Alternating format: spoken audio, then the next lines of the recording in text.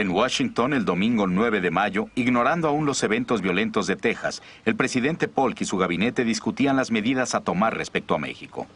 Todos estaban de acuerdo en que si las fuerzas mexicanas en Matamoros cometían cualquier acción hostil contra las fuerzas del general Taylor, yo debía enviar en el acto un mensaje al Congreso recomendando una inmediata declaración de guerra. De hecho, Polk ya había empezado a redactar un mensaje de guerra. El presidente estaba frustrado por el fracaso de la misión Slidell. Esperaba que una declaración de guerra presionaría a México para resolver la disputa fronteriza de Texas y vender sus territorios del norte. A las 6 en punto, esa misma tarde, Polk recibió las noticias que requería para convencer al Congreso. Era el informe de Taylor, describiendo el ataque de los mexicanos sobre su destacamento en el rancho de Carricitos 2 semanas antes.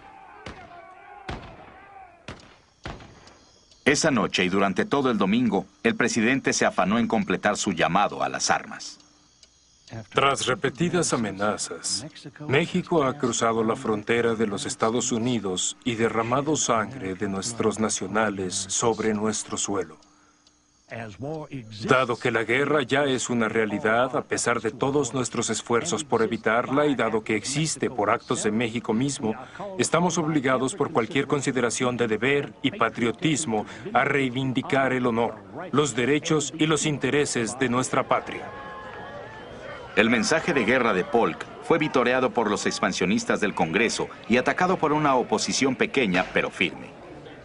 Algunos acusaron a Polk de haber abusado de la autoridad de su cargo por haber iniciado una guerra sin la aprobación parlamentaria.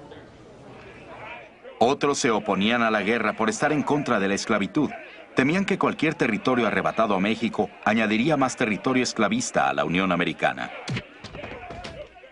Los argumentos usados por los demócratas de Polk eran que es necesario apoyar a esas tropas, han sido atacadas por México y es nuestra obligación enviarles provisiones, además de enviar refuerzos. Y ya que hay que hacer eso, es mejor declarar la guerra de una vez.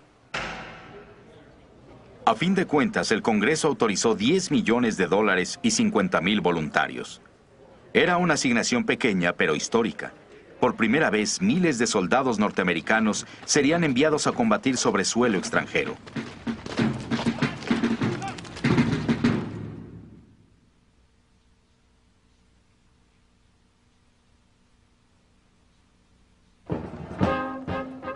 Tan pronto el Congreso de los Estados Unidos emitió la convocatoria de voluntarios, cundieron por toda la nación las noticias de las victorias de Taylor en Palo Alto y Resaca de La Palma. Fue la primera guerra en la historia de los Estados Unidos que cubrieron los periódicos de circulación masiva.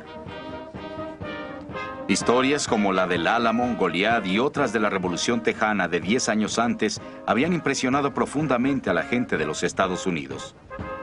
Muchos estaban ansiosos de unirse a la contienda. Las noticias estaban teñidas de una gran emoción. Las noticias de estas batallas no traían otra cosa que una ola de regocijo y exaltación.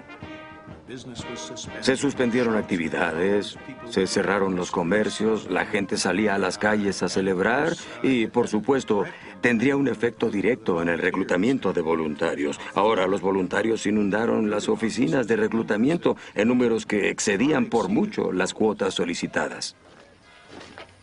En Nueva York, Walt Whitman, poeta y editor del periódico El Brooklyn Eagle, atizó la flama del patriotismo estadounidense con editoriales que desbordaban pasión y prejuicios. Llevemos nuestras armas con un espíritu que le mostrará al mundo que aunque no estemos prestos a la pelea, Estados Unidos sabe cómo aplastar, también como sabe cómo expandirse. ¿Qué tiene ese miserable e ineficaz México? Con todas sus supersticiones y sus burlas a la libertad y su verdadera tiranía de los pocos sobre los muchos. ¿Qué tiene que ver ese país con poblar el nuevo mundo con una raza noble? Está en nuestras manos lograr esa misión. Imágenes dramatizadas de la guerra llegaron a los salones y a las estancias en forma de litografías baratas y partituras. Los pianos estaban muy de moda en esa época y se imprimían enormes cantidades de partituras. Se publicaban con preciosas litografías polícromas que en ocasiones describían al menos la percepción de algunas de las batallas. El mayor Samuel Ringgold, el oficial de artillería caído en Palo Alto, se convirtió en el primer mártir de la guerra con México. Oh, heard ye that shout, we have conquered the foe, how it rings and re-echoes through mountain and plain. Había música escrita sobre él, el lamento por el mayor Ringgold, canciones para piano y cantidad de litografías, muchas de las cuales no coincidían en la forma en que murió.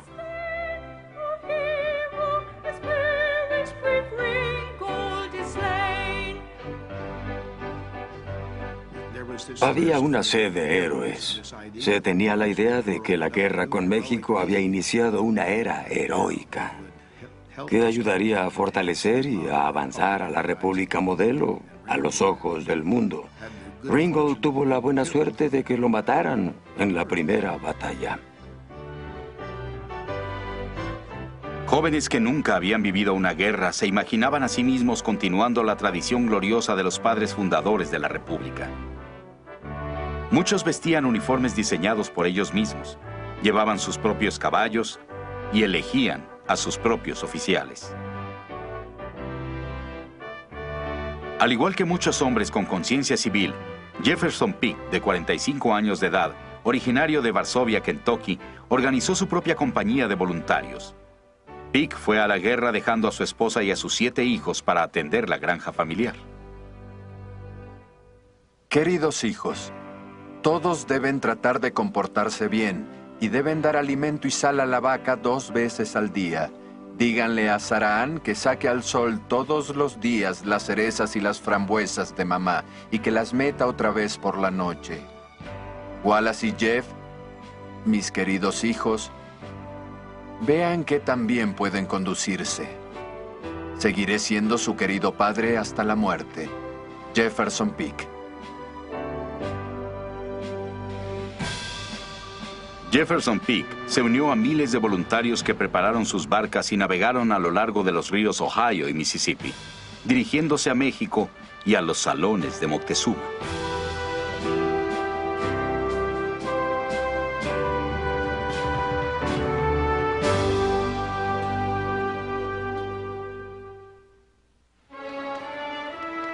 En México, la afirmación de Polk despertó cólera e incredulidad. Era increíble que Polk afirmara que México había iniciado la guerra. Los mexicanos estaban defendiendo su casa. Los que estaban metiéndose en el territorio que era ajeno eran los americanos. México nunca declaró la guerra a los Estados Unidos. México, el gobierno mexicano hizo una declaración de la necesidad de defender el territorio nacional. Ni un solo miembro del ejército mexicano estuvo jamás en territorio norteamericano. Ni siquiera en las batallas de Palo Alto y Resaca. Ese era territorio en disputa.